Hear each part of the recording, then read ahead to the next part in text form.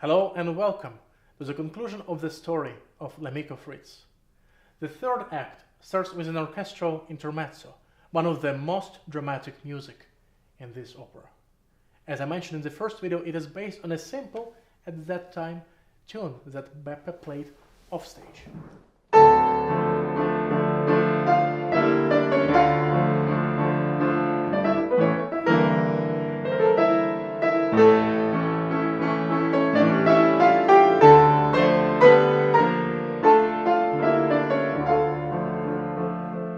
The melody that resulted in initial connection between Suso and Fritz, now, after the events of the second act, tears him apart and tortures his heart.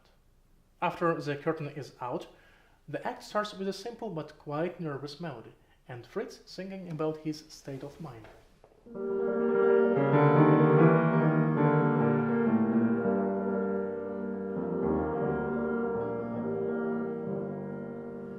This essentially becomes a leitmotif of Fritz's despair, or at least we can call it so.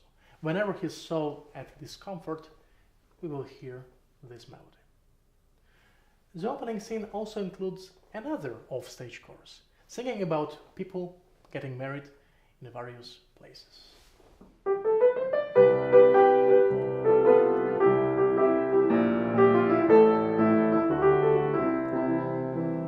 This is not exactly what Fritz needs to hear at this moment. Soon after, Fritz is joined by Beppe, with a corresponding leitmotif.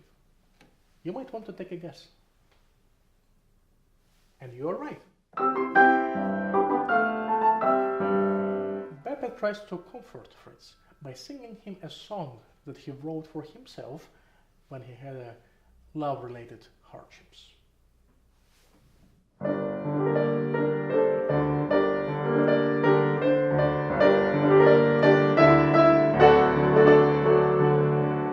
Which doesn't end well either. And Beppe is asked to go away. But, as in the first act, Beppe's appearance plays a much more significant role than it seems at first.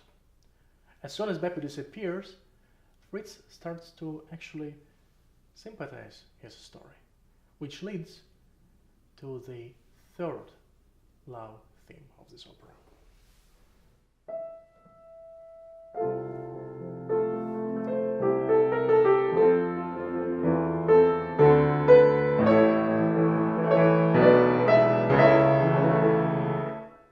This will come back at the very end of the opera as the ultimate hymn of love. After this scene, David comes over to see Fritz, and he continues with his scheme, telling Fritz that everything is ready for Suso's marriage to another person, and all they need is Fritz's approval of that marriage.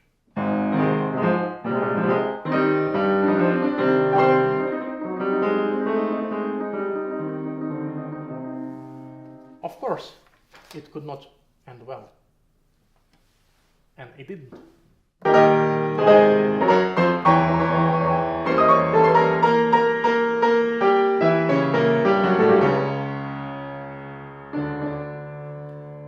But as a matter of fact, this time it is Fritz who could not stand it anymore, and he is the one who left the scene. David is alone, but not for too long, because Suso shows up, bringing fruits for Fritz.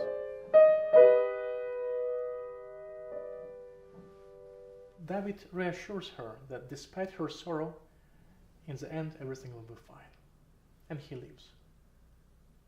When by herself, she has a very sensitive and dramatic moment.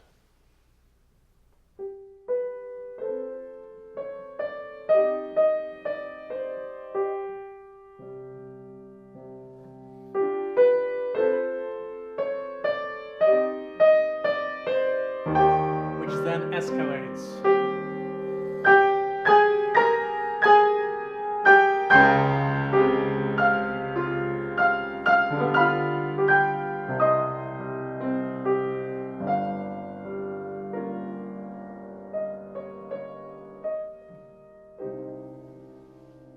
Soon, Fritz returns to the scene. After all, it's his home.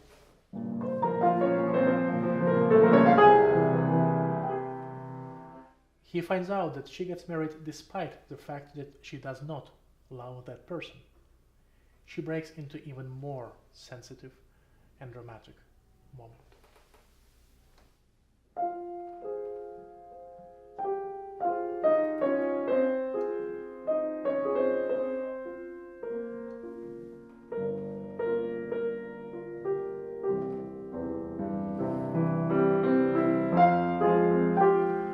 Then he demands that she would tell him who is the person that she actually loves.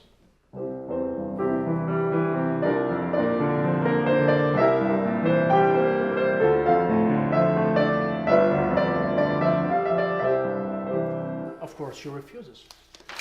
And that's the moment when he finally tells her about his feelings.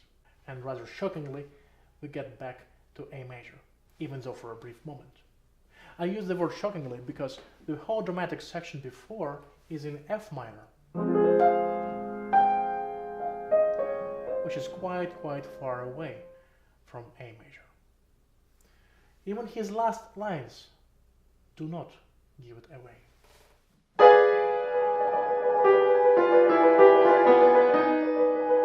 Up until the very last moment when he tells her that he loves her.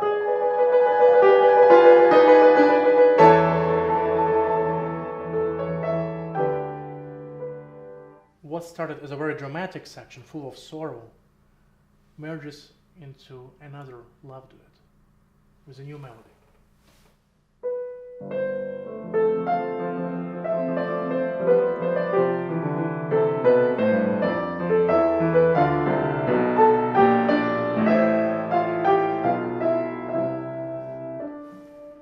By the end of which we are being reintroduced to some of the melodies we've heard before.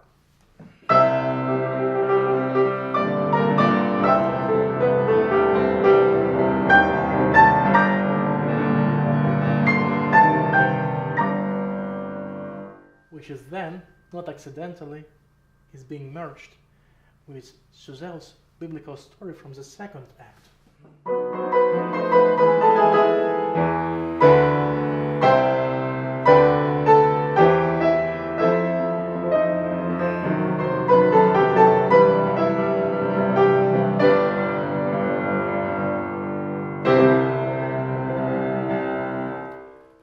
There is a symbolism in this fusion. From the first idea of love when Suzel first entered stage in the first act, to the ending of the story that she was telling in the second act about two people that got married.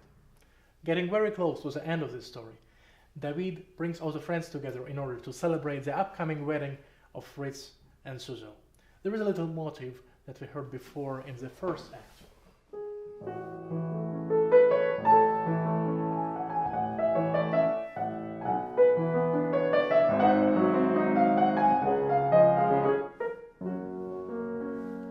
The opera ends with everybody singing the hymn of love, which is essentially the third leitmotif of love, earlier presented to us by Fritz in the third act.